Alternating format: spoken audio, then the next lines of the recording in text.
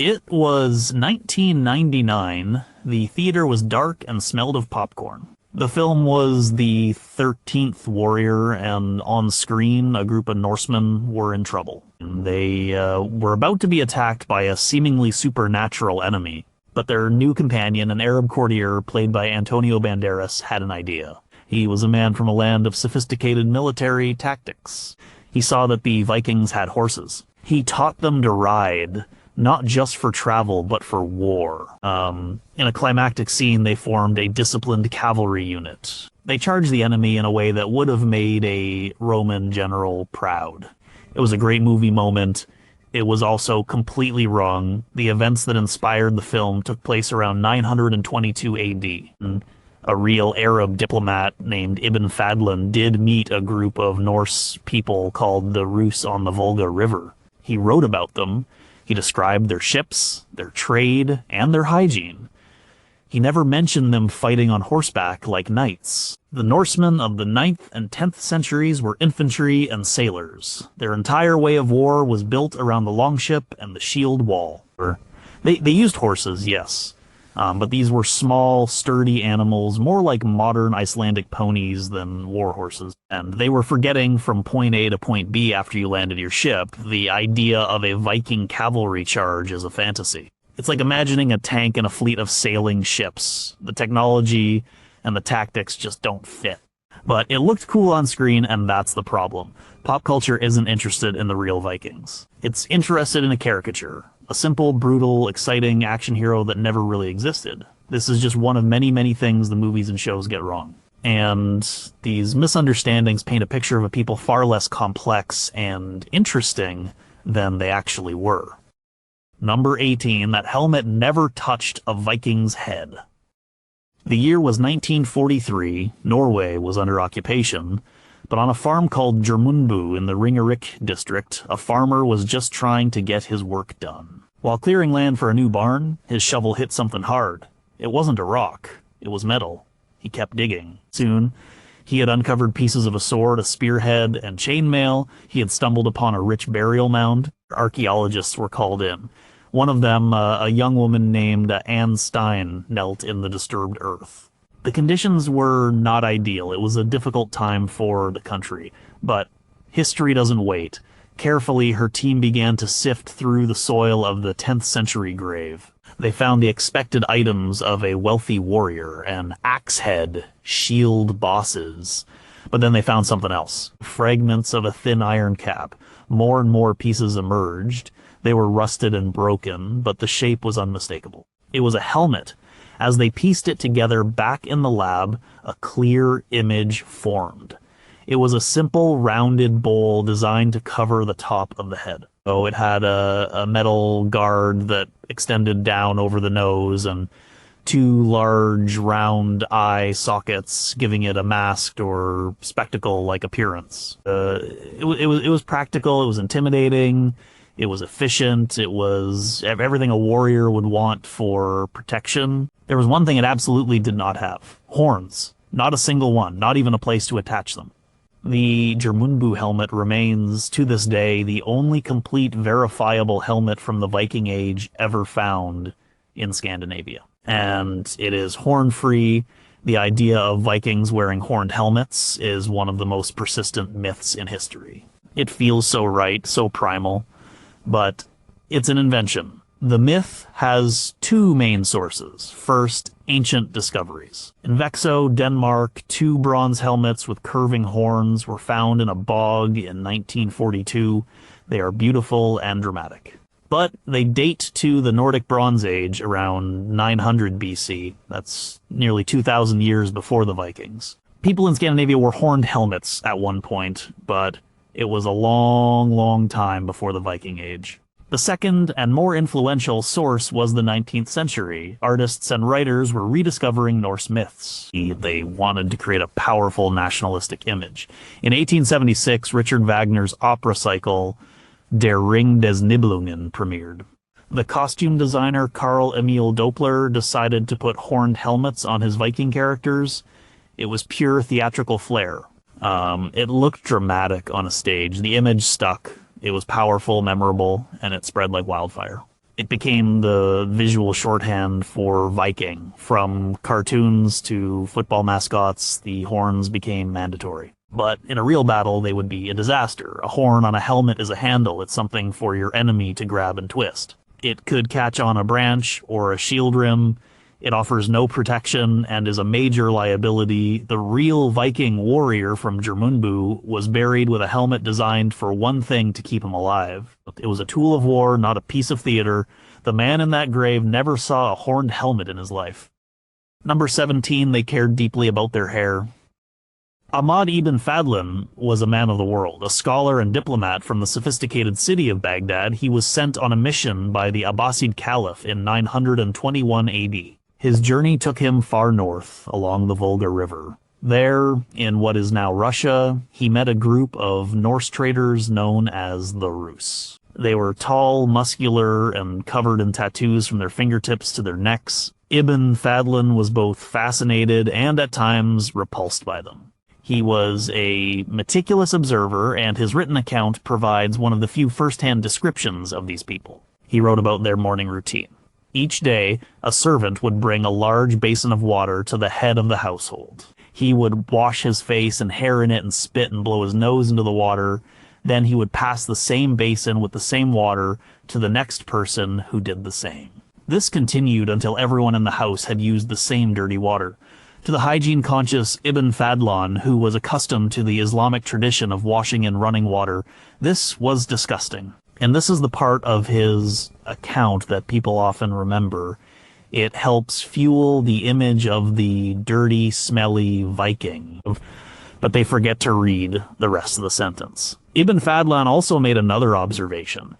He wrote that they were the cleanest of God's creatures. How can both be true? Because he also noted something else. He said that every single one of them carried a comb. He describes them combing their hair every day. This was not a small detail. In a world where lice and fleas were a constant problem, daily grooming was a serious matter. As Ibn Fadlan was observing a different standard of cleanliness, not a total lack of it. His disgust was about the shared water, not their personal grooming. His archaeology backs this up completely. All over the Viking world, from Dublin to Kiev, dig sites have turned up an astonishing number of personal grooming tools. We find combs, often beautifully carved from bone or antler. We find tweezers for plucking stray hairs. We find ear spoons, small metal tools for cleaning wax from the ears. These were not luxury items for the rich. They are found in the graves of ordinary men and women. They were everyday necessities. Skulls found from the period show teeth that were often worn down from a gritty diet, but they were also sometimes filed with horizontal grooves, possibly for decoration. Sagas and poems are filled with references to hair. Blonde hair was particularly prized. Men and women would use a strong soap with a high lye content to bleach their hair, which also had the helpful side effect of killing head lice. They took care of their beards, often braiding them or decorating them with beads. In England, the Anglo-Saxon cleric John of Wallingford complained around 1220 that the Danish men who had settled there were far too popular with the local women. Why? Because they combed their hair daily, bathed every Saturday, and changed their clothes regularly. They were seen as well-groomed dandies, not filthy brutes. The pop culture Viking, with his matted hair and dirt-caked face, would have been an outcast among his own people. They would have handed him a comb and told him to clean up. Number 16, there was no Viking nation. It was the year 865. Guthrum, a chieftain from the lands that would one day be called Denmark, stood on the coast of East Anglia. His ships were beached on the shingle. With him were other leaders, Ivar the Boneless, Ubba, Halfdan. They were the commanders of the great heathen army. But army is a misleading word. It suggests a single unified force fighting for one king and one country. That wasn't the case. Guthrum owed his loyalty to his own family, his own followers. He was in an alliance with Ivar, but it was a partnership of convenience, and they were both there for land and silver. But Ivar was from a different family, possibly from lands around the Irish Sea. Other warriors in the army came from what is now Norway or Sweden. If you had asked Guthrum what his nationality was, he wouldn't have understood the question. He might have said he was a Dane, but that meant he was from a specific region, not a citizen of a country called Denmark. The idea of a unified kingdom of Denmark was only just beginning to form under kings like Horik I Norway was a patchwork of petty kingdoms, and it wouldn't be truly united until Harald Fairhair began his conquests later that century. Sweden was even more fragmented. The men in the Great Heathen Army were a coalition. They were individual war bands led by charismatic chieftains who had banded together for a common purpose, the conquest of the Anglo-Saxon kingdoms. Their allegiances were personal and could shift. A few years later, in 878, after his defeat by King Alfred at the Battle of Edington, Guthrum made a treaty. He agreed to be baptized and was given control over a large territory that became known as the Danelaw. He became a king in his own right in a new land. His alliance with the sons of Ragnar had served its purpose, and now he was carving out his own destiny. He was no longer just a visiting raider, he was a ruler. His story shows the true nature of Viking Age politics. It was fluid, personal, and based on power and opportunity. There was no team Viking. A chieftain from Norway might raid a settlement in Ireland one year, and the next year hire himself out as a mercenary to an Irish king to fight against a rival chieftain from Denmark. They frequently fought each other.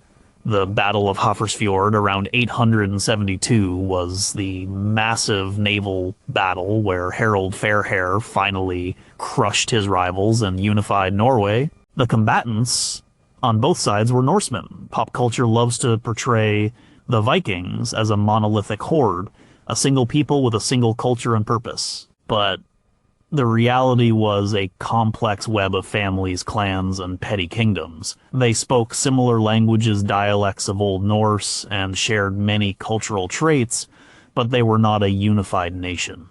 The term Viking itself wasn't a name for a people.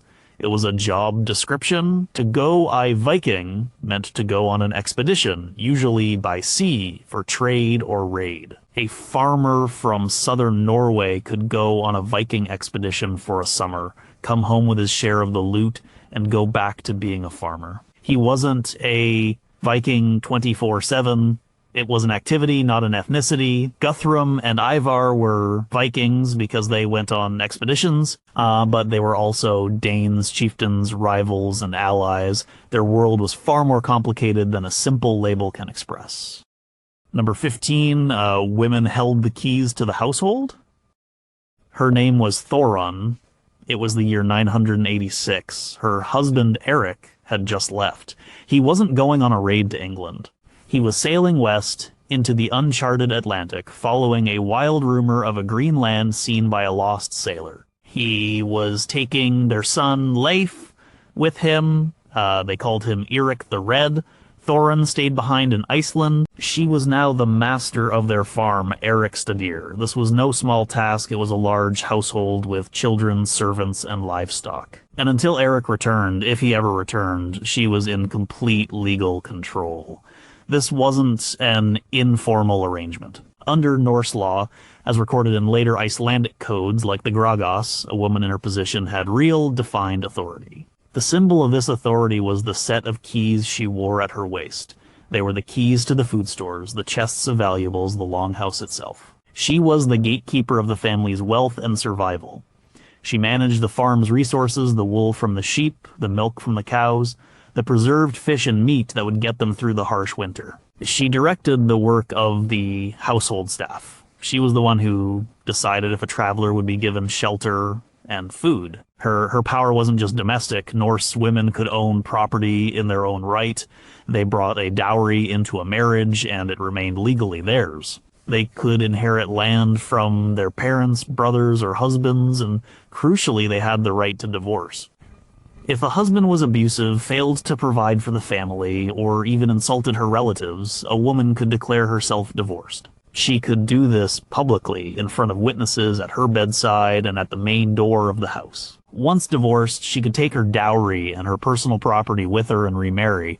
This was a level of autonomy that was rare in many other parts of Europe at the time. Pop culture has replaced this reality with the myth of the shield maiden. The idea of a woman fighting alongside men is exciting, and there are a few vague references in sagas, and a single, much debated grave find the Birka warrior that suggests some women may have fought. But it was almost certainly not a common role. By focusing obsessively on the shield maiden, we ignore the real, documented power that nearly all Norse women held. Thorunn wasn't a warrior. Her power was economic and legal. She ran the business of the family. While Eric was out exploring and making a name for himself, she was the one ensuring that there was a home and a legacy to return to. When her son Leif later sailed even further west, to a place he would call Vinland, the foundation of that expedition was built on the well-managed farms of Greenland and Iceland, farms run by women like his mother.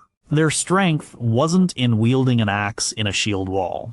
It was in wielding the keys to a thriving homestead, the true center of the Norse world. Number 14, the spear was the everyman's weapon. Olaf was 16. The year was 890. He stood in the yard of his family's farm near Kaupang in southern Norway. His father, Harald, held out the gift. It wasn't a sword. Olaf had dreamed of a sword, of course. The sagas were full of heroes with named swords, gleaming blades that were passed down through generations. But swords were incredibly expensive. The iron had to be imported, and the process of pattern welding a strong, flexible blade was the work of a master smith.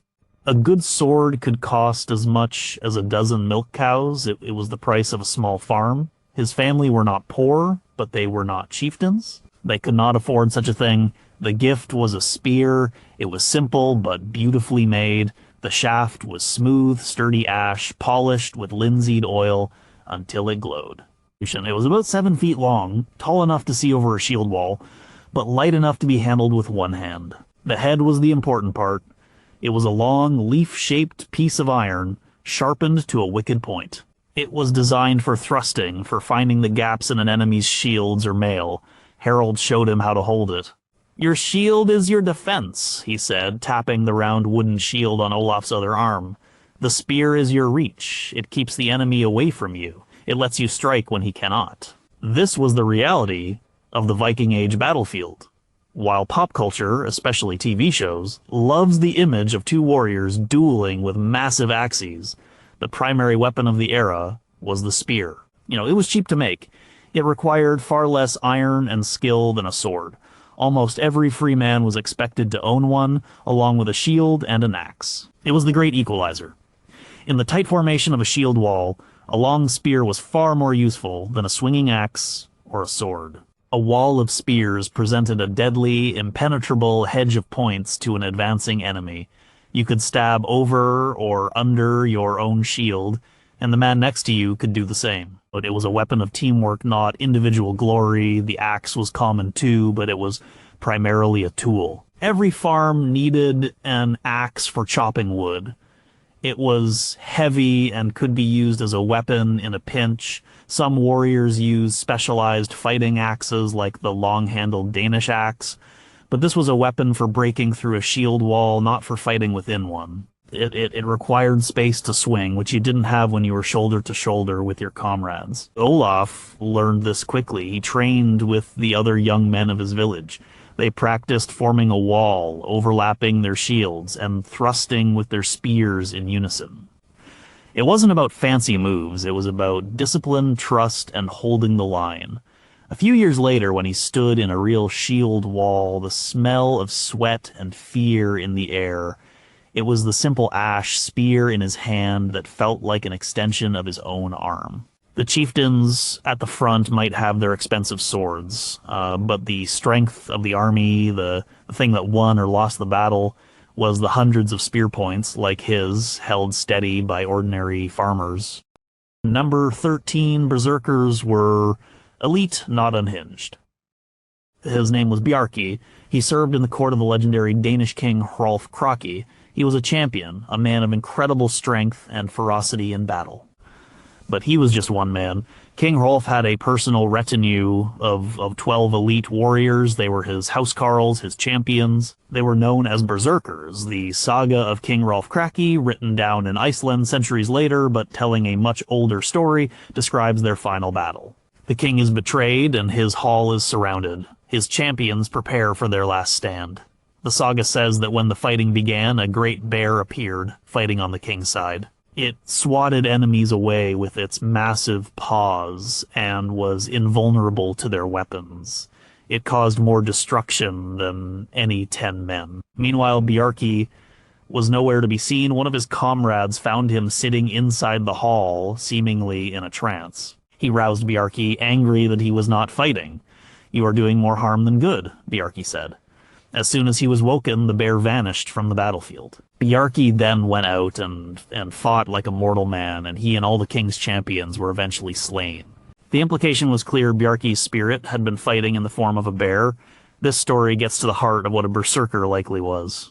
The word itself probably means bear shirt, suggesting a warrior who took on the spirit and strength of a bear. Another term, Ulfhednar, meant wolf skins. These were not just random, crazy fighters foaming at the mouth.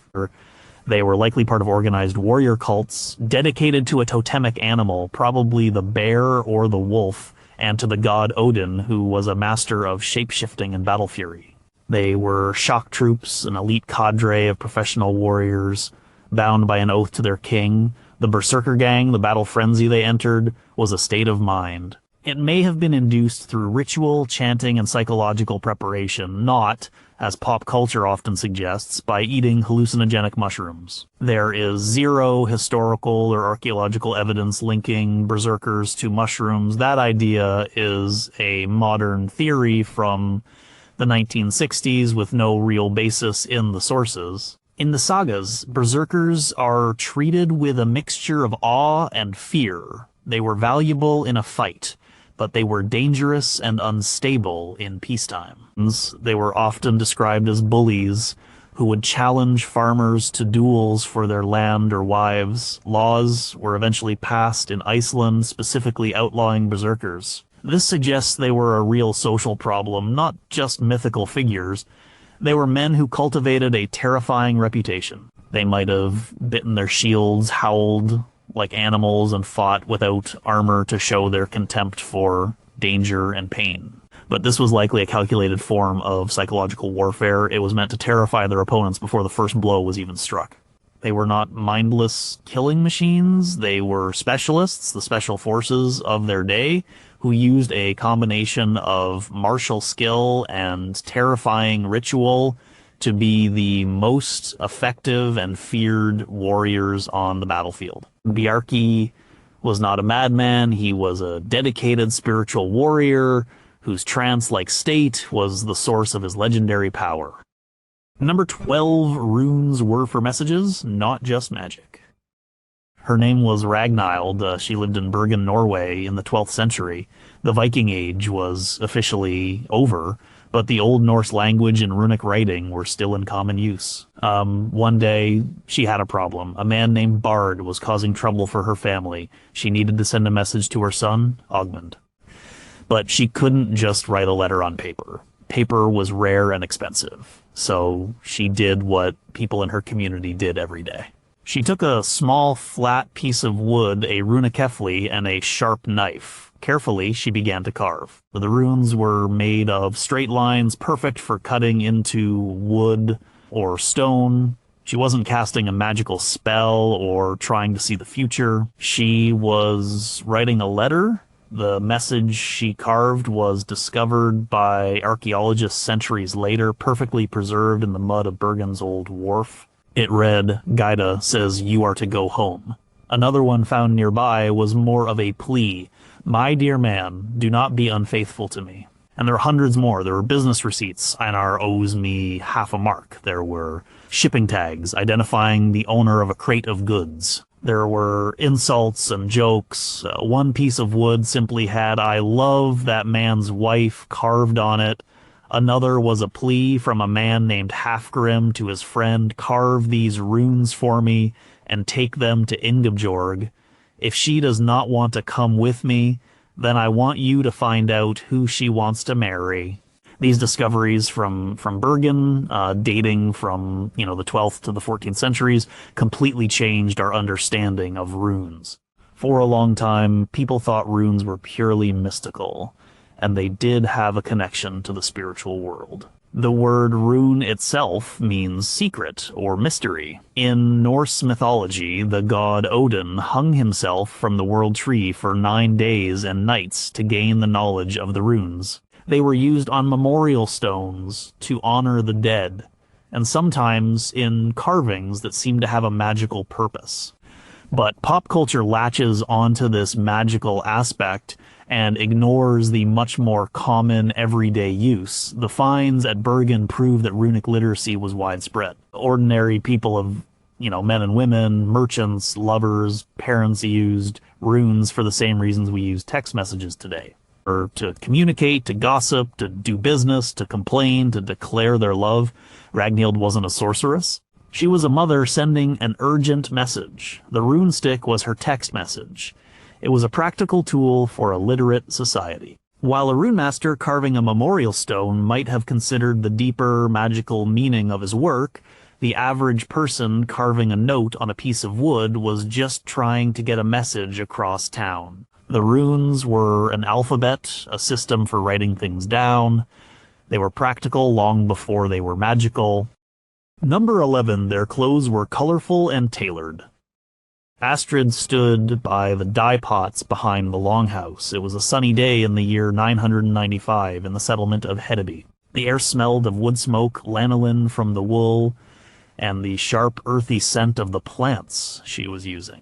She was a skilled dyer, a respected craftswoman. Today, she was working on a new tunic for her husband Sven, who was a trader. The tunic was made of fine wool, woven by her own hands over the winter. It wasn't going to be brown or gray. Into one pot, filled with a bubbling concoction of woad leaves, she dipped a length of wool yarn. She held it under the surface with a stick, watching it carefully. When she pulled it out, it was a pale green. As it hit the oxygen in the air, it slowly, magically transformed into a deep, rich blue. In another pot, she had madder root, which would produce a vibrant red. She also had weld, a common plant that could create a brilliant, sunny yellow. By overdying dipping a yellow cloth into a blue dye, she could create a bright green. She could make purple from lichens or import a tiny, incredibly expensive amount of kermes, an insect-based dye, to create a stunning crimson for a chieftain's cloak. The idea that the Viking Age was a drab, colorless world of brown leather and gray fur is completely wrong. It's a fantasy created by Hollywood to make the past look grim and primitive. The Vikings loved color. Archaeological finds of textile fragments from places like York in England, Birka in Sweden, and Mammon in Denmark show a huge range of colors. The blue was very common and seems to have been a favorite. Red was also popular, a color associated with wealth and power. They also wore green, yellow, and purple. Often these colors were used in combination. A tunic might be blue with a red trim embroidered at the collar and cuffs. They wove intricate patterns like checks, stripes, and diamond twills directly into the fabric. Their clothes weren't just shapeless sacks either. They were tailored.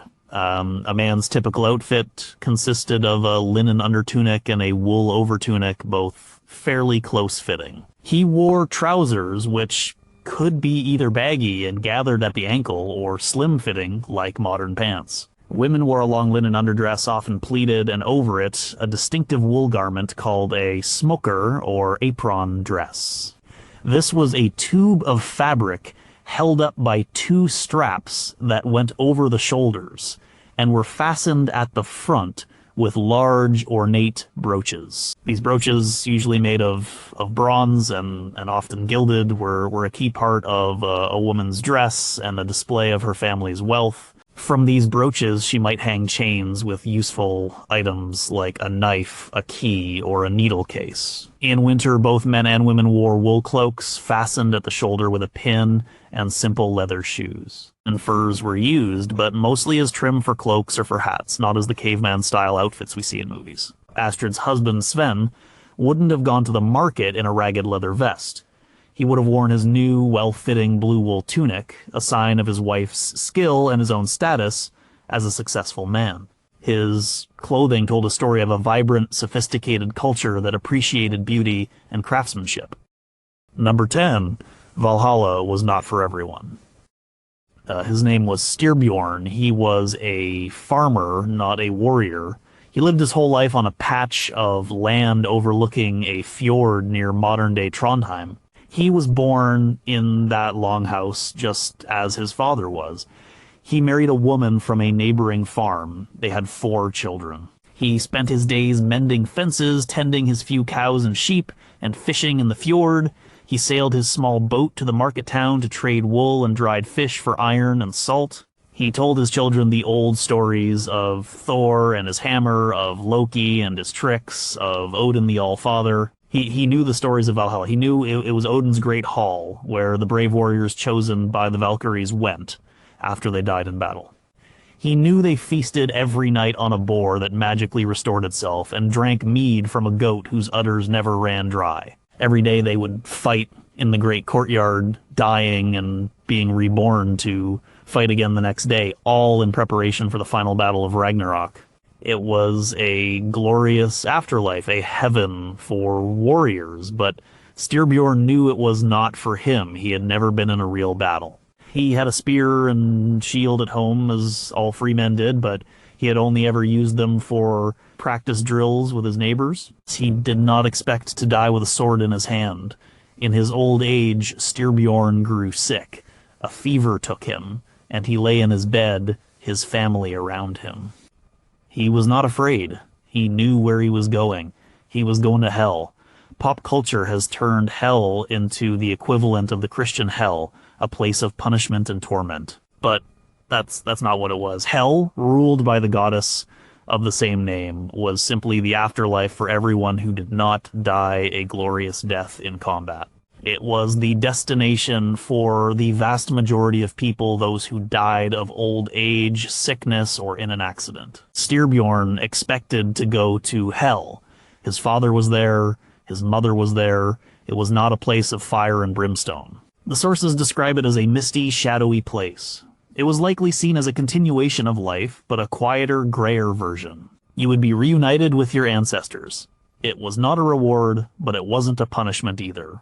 It was just. But it was not the goal of every person. The ultimate goal for someone like Styrbjorn was to live a good life, to be a respected member of his community, to have children who would carry on his name and legacy, and to be remembered well after he was gone. His reputation, his domer, was what truly mattered.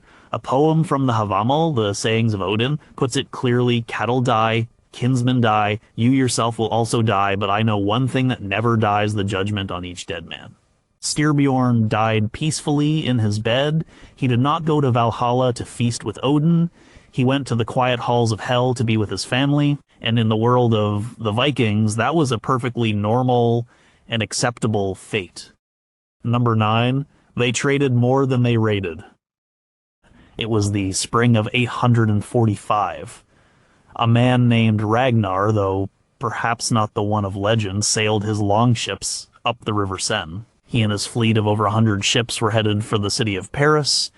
They sacked the city and were paid a huge tribute of 7,000 French livres of silver and gold by the Frankish king, Charles the Bald, to leave. This is the image of the Viking. We all know the raider, the plunderer, and it certainly happened. The raid on Paris was real, as were countless others across Europe. But let's imagine another man. His name is Ottar. He was a real person, a wealthy chieftain from the northernmost part of Norway who visited the court of King Alfred of Wessex in England sometime in the late 880s. He wasn't there to raid. He was there to talk business.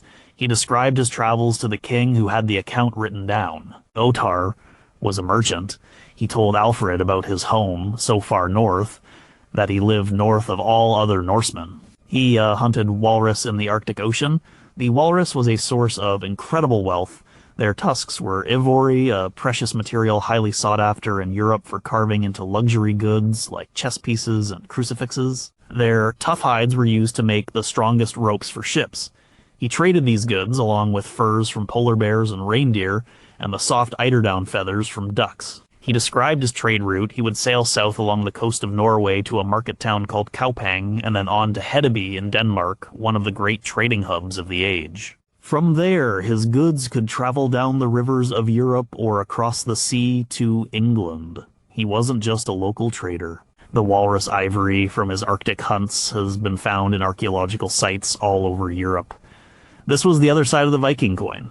For every ship that went raiding, there were many more that went trading. They were part of a vast, interconnected global trade network. From Scandinavia, they exported raw materials, iron, timber, soapstone, and furs. From the east, traveling down the great rivers of Russia to the Black and Caspian Seas, Norse traders, the Rus, brought back silver from the Abbasid Caliphate in Baghdad. There are thousands upon thousands of Arab silver coins called dirhams have been found in hoards in Scandinavia. They also brought back silk from China, spices from the Orient, and carnelian beads from India. They traded with the Byzantine Empire in Constantinople, where many served as elite mercenaries in the Varangian Guard. They brought back wine from France, pottery from the Rhineland, and glass from England. Their trade routes stretched from Newfoundland in the west to Central Asia in the east. The very reason they developed the longship was not just for war, but for its ability to carry cargo and travel up shallow rivers to reach new markets. The raid on Paris in 845 brought a quick fortune. But the steady, year-after-year trade of men like Ottar built the lasting wealth and connections that defined the Viking Age. They were not just destroyers, they were some of the greatest merchants and explorers the world has ever seen. Number 8, their ships were more than just war machines. Her name was the Skuldelev II. For nearly 400 years, she lay at the bottom of the Roskilde Fjord in Denmark. She hadn't sunk in a storm or a battle. She had been deliberately scuttled around the year 1070, along with 4 other ships, to create a blockade, a defensive barrier in the channel to protect the city of Roskilde from attack by sea. When archaeologists raised her timbers in 1962, they found a ship that matched the legendary descriptions. She was long, narrow, and elegant. At nearly 30 meters long, she was a true longship, a drakkar or dragon ship. She was built for speed and could carry around 60 warriors. She was a warship designed to carry a raiding party across the open sea and up shallow rivers. She was the classic Viking ship of our imagination, but she wasn't alone at the bottom of the fjord. Right next to her was a very different kind of vessel. The archaeologists called her the Skuldelev I. She was much shorter and wider than the warship. She was beamy and deep. She was not built for speed. She was built for capacity. Her hull was designed to hold a huge amount of cargo. She was a nar, a merchant ship. This was the workhorse of the Viking Age. While the longship was the sports car, the nar was the cargo truck. It had a small crew, maybe 5 to 15 men, and a huge open hold in the middle for goods. It was this kind of ship, not the longship, that was the true engine of the Viking economy. A nar like the Skuldelev I was the ship that carried Ottar's walrus ivory from northern Norway down to Hedeby. It was the ship that brought barrels of French wine to England. It was the ship that carried Arab silver from the markets on the Volga to the island of Gotland. And it was the ship of exploration and settlement when Eric the Red led a fleet of colonists from Iceland to Greenland in the 980s. They traveled in nars. They had to transport their families, their livestock, cows, sheep, horses, box, and all the tools and supplies they would need to start a new life. A sleek warship couldn't do that.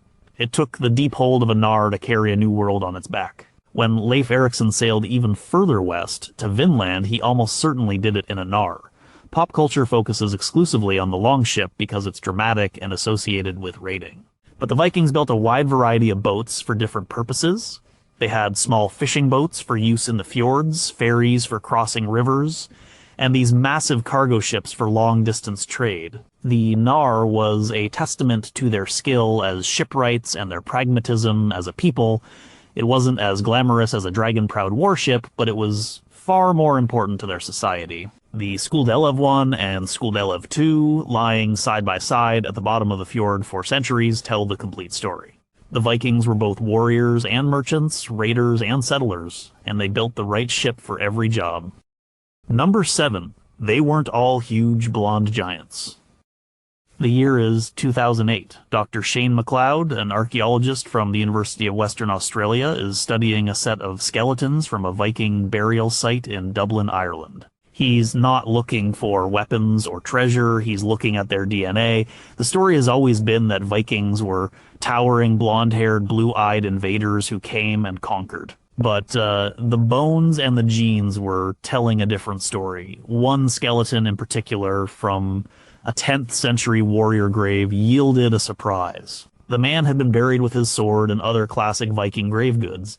He was, by all cultural definitions, a Viking. But his genetic profile showed he had distinctively Irish ancestry. He wasn't a Scandinavian who had settled in Ireland.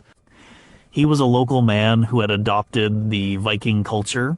He had become a Viking. He was part of a group that historical records call the Gall Gol, a phrase meaning foreign Gaels. These were people of mixed Norse and Celtic heritage, or sometimes just local Irish who joined Viking warbands who were a powerful force in the Irish Sea for centuries. This is just one piece of a much larger puzzle that science is now putting together. A massive 2020 study of DNA from over 400 Viking Age skeletons across Europe revealed that the genetic reality was far more complex than the myth. Yes, many Vikings had Scandinavian ancestry, but many did not. The DNA showed a significant flow of genes into Scandinavia from southern Europe and Asia before the Viking Age. And during the Viking Age, the flow went both ways. Viking warbands were often multicultural affairs. The study found individuals with Pictish from Scotland and other non-Scandinavian ancestries buried as Vikings in Norway. The Dublin man with Irish genes was not an anomaly. The physical stereotype is also largely false. Analysis of skeletons from the period shows that the average Viking Age man was about 5 feet 7 inches tall. The average woman was about 5 feet 2 inches. This was actually about average for the time period in Europe, perhaps slightly taller than some of their neighbors, but they were not giants. And they weren't all blonde. The same DNA study found that brown hair was far more common in Viking Age Scandinavia than blonde hair. They had the same range of hair and eye colors that you see in Scandinavia today, including brown, red, and black hair, and brown and green eyes. The image of a homogeneous race of blonde supermen is a 19th century romantic invention. The reality is that Viking was a culture and a profession, not a race. It was something you did, not something you were born as. The man in the Dublin grave may have spoken Norse, worshipped Odin and Thor, and fought in a shield wall, but his ancestors were from the green hills of Ireland. The Viking world was a melting pot. It absorbed people from all the lands they traveled to.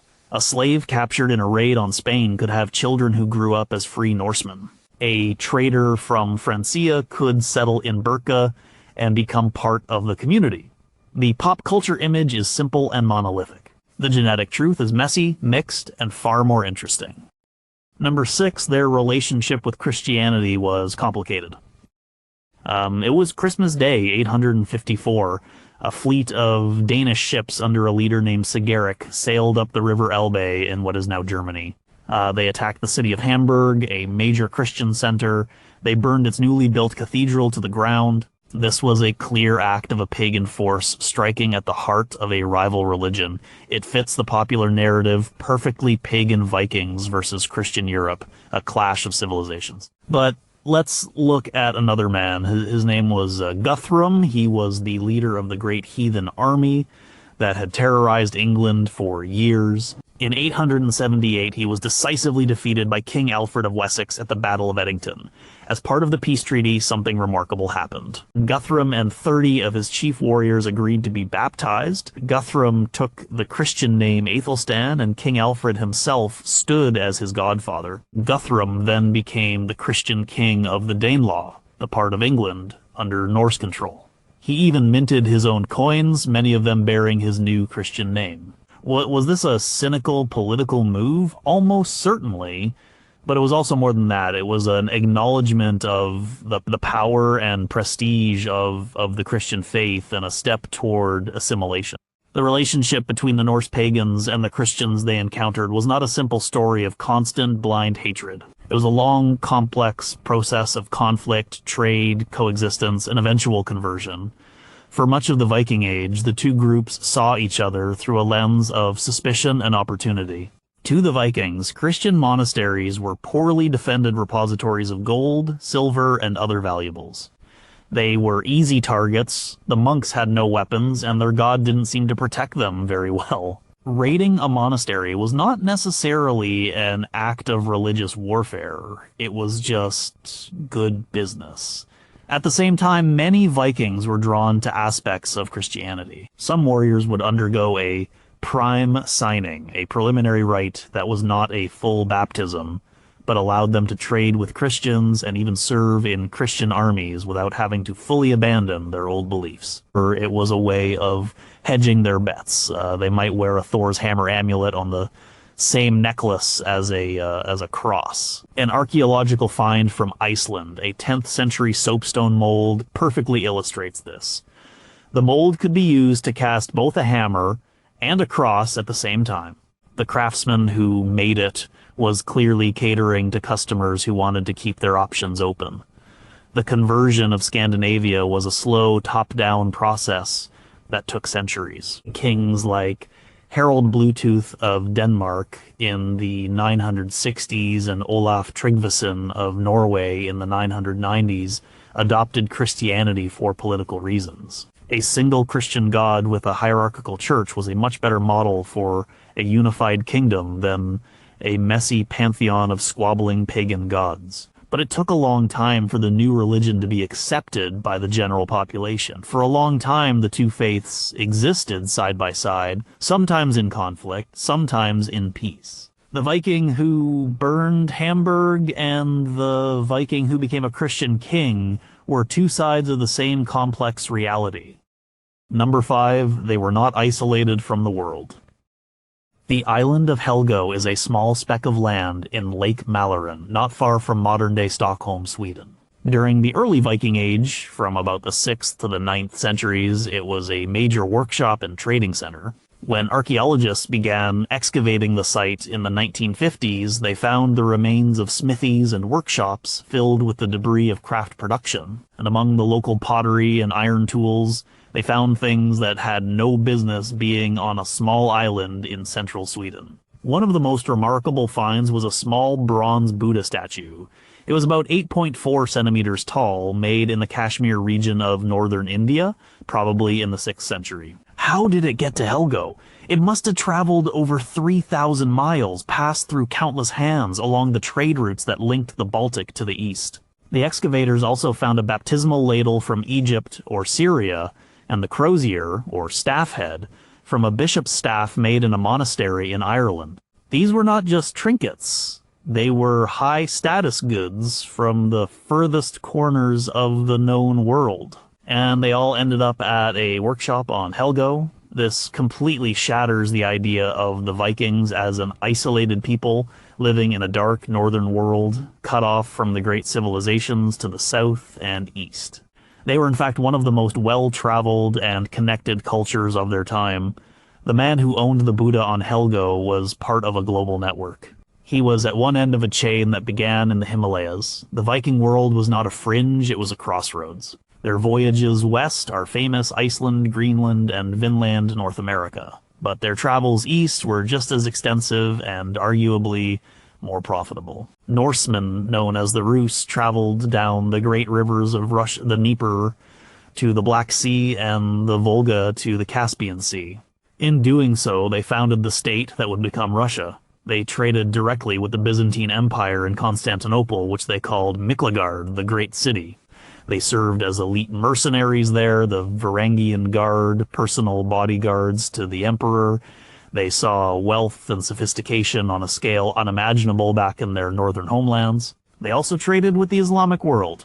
The Arab diplomat Ibn Fadlan met them on the Volga in 922. The primary currency of the Viking Age economy was not gold, but silver, and most of that silver came from the mines of the Abbasid Caliphate in what is now Afghanistan and Iran.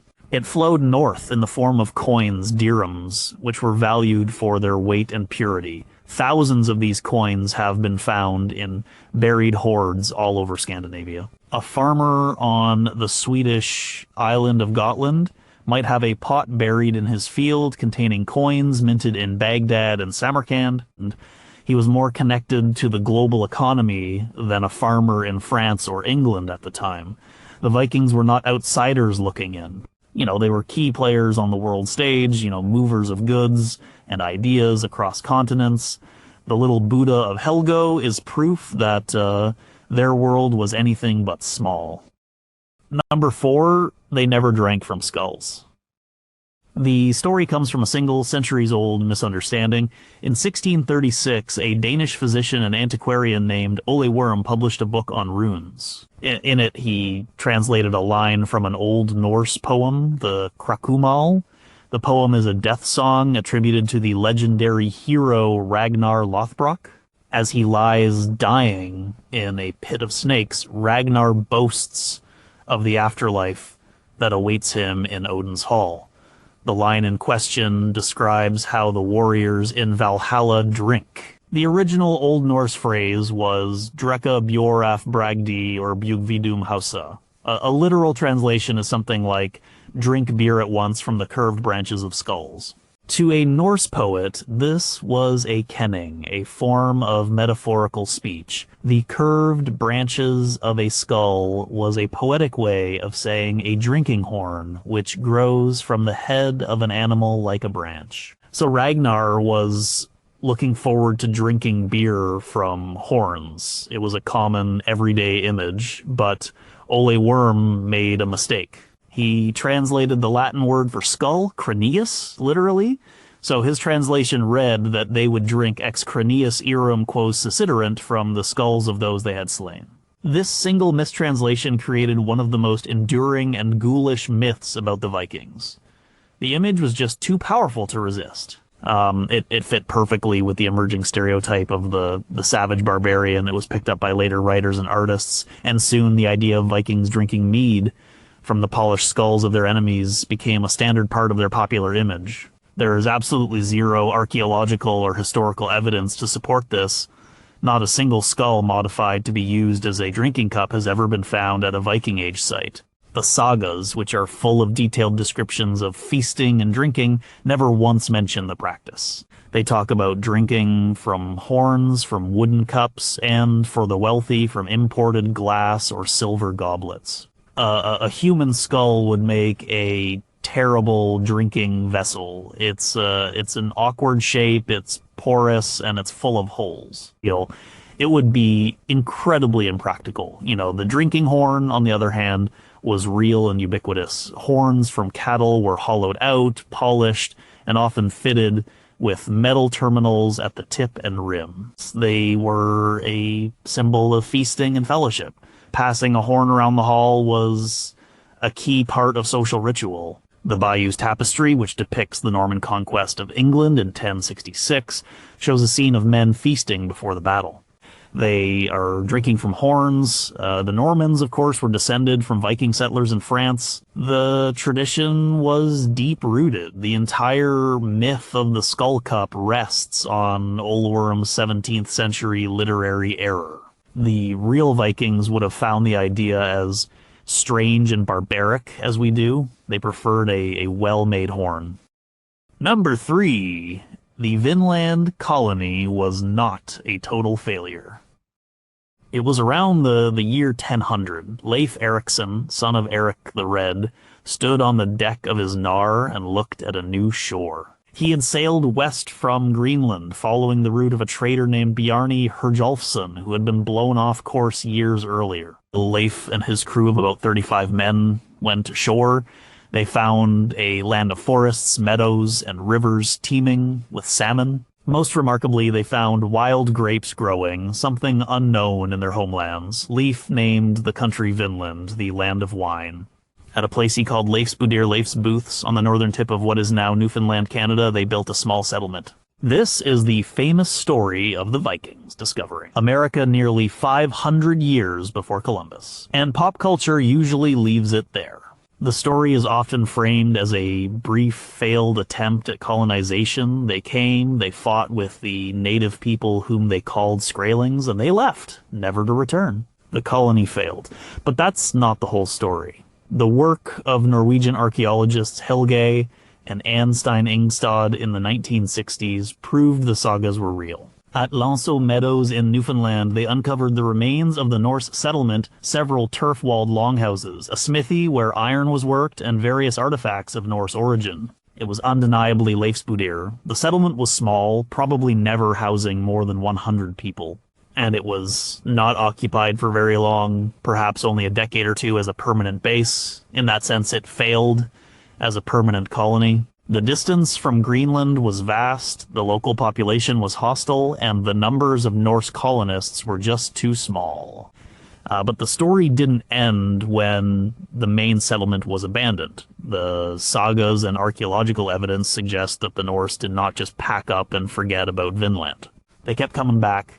The real prize in Vinland wasn't the grapes or even the land, it was the timber. Greenland, where the main Norse colony in the west was based, had almost no trees.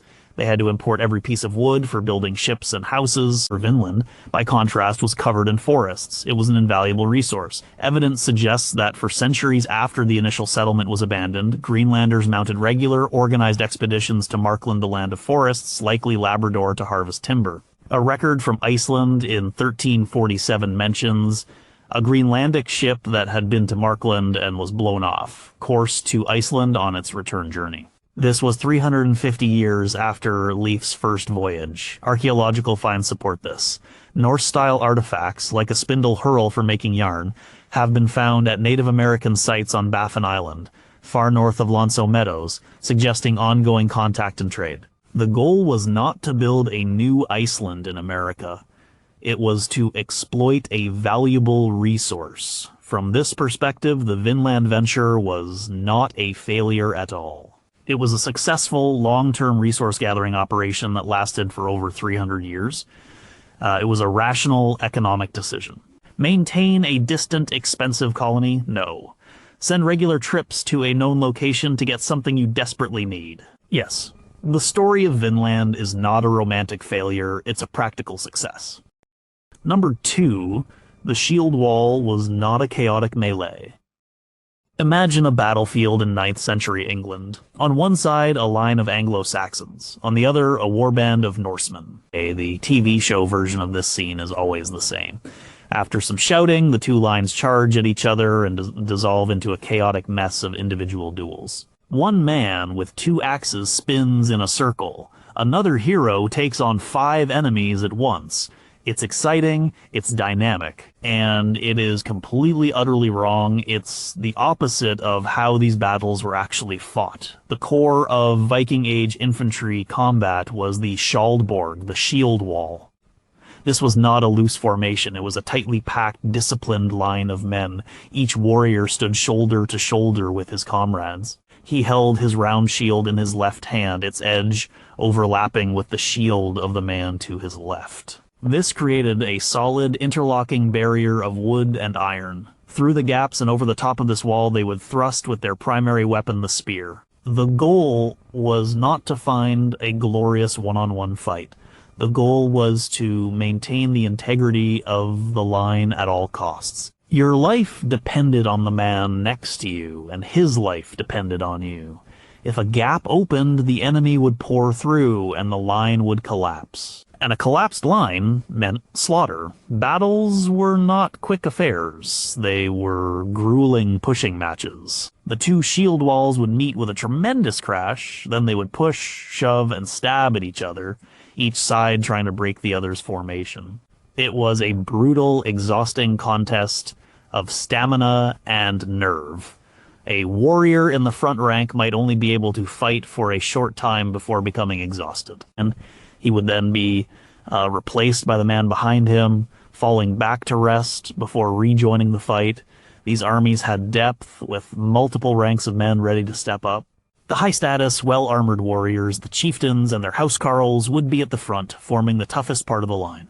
But the battle was won by the discipline of the whole group. Individual heroics of the kind seen in movies were a good way to get yourself killed and endanger everyone else. Stepping out of the line to take on multiple opponents would create a fatal gap that would compromise the entire wall. An axeman might be used as a shock trooper to try and smash a hole in the enemy's shields, but he would do so supported by the spearmen around him.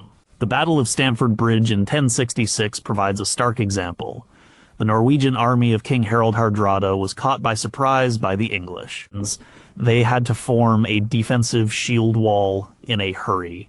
The English charged them again and again, but the Norse wall held for hours. Well, it was only when the English feigned a retreat, luring some of the Norsemen to break formation and chase them, that the wall was finally broken. That one lapse in discipline doomed the entire army.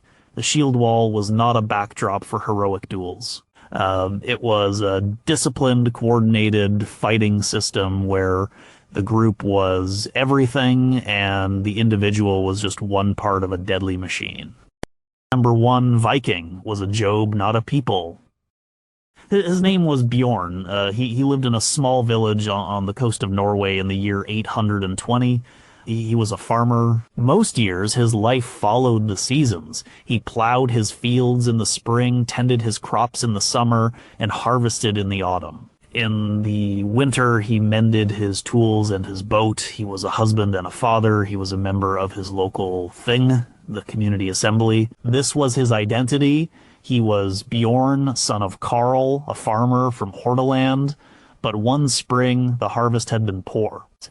He needed to supplement his income. A local chieftain was organizing a trip. He was looking for strong men with their own shield, spear, and a taste for adventure. The plan was to sail west to the rich lands of Northumbria. There were monasteries there, full of silver. Bjorn talked it over with his wife. He sharpened his spearhead. He oiled the leather straps on his shield. He said goodbye to his children. For that summer, he was going Viking. He was going on an expedition. He and 50 other men sailed across the North Sea. They were not an army of a nation called Vikingland. They were a crew, a private enterprise. They were farmers, fishermen, and craftsmen temporarily taking on a new role.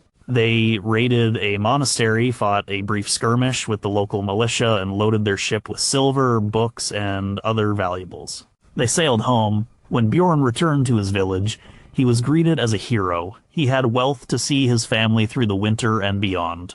He put his spear and shield away. He went back to his fields. He was a farmer again. He was no longer a Viking. This is the fundamental truth that pop culture misses. Viking was not an ethnicity or a nationality. It was a job title. It described an activity. The people we call Vikings did not call themselves that. They were Norsemen, Danes, Swedes, or Geats. They were people from Scandinavia. When one of them went on an overseas expedition for plunder or trade, he was a Viking. When he came home, he was not. A man could be a Viking one summer and a peaceful merchant the next. It was a phase in a young man's life, a way to gain wealth and reputation before settling down. The Viking Age is a label we have applied in hindsight. It describes a period roughly from the late 8th to the mid-11th century when this activity, seaborne raiding and trading by Scandinavians.com, had a major impact on the rest of Europe. But the vast majority of people in Scandinavia during this time never went on a Viking raid. They were farmers, hunters, and artisans living their lives in their home communities. They were the ones who built the society that the raiders came from and returned to. To call them all Vikings is like calling everyone from 1960s America an astronaut. It mistakes the spectacular actions of a few for the everyday reality of the many. Bjorn the farmer was the rule. Bjorn the Viking was the exception, a temporary role he played for one summer of his life. The real story of his people is not just the story of that one violent voyage, but of all the quiet seasons he spent at home.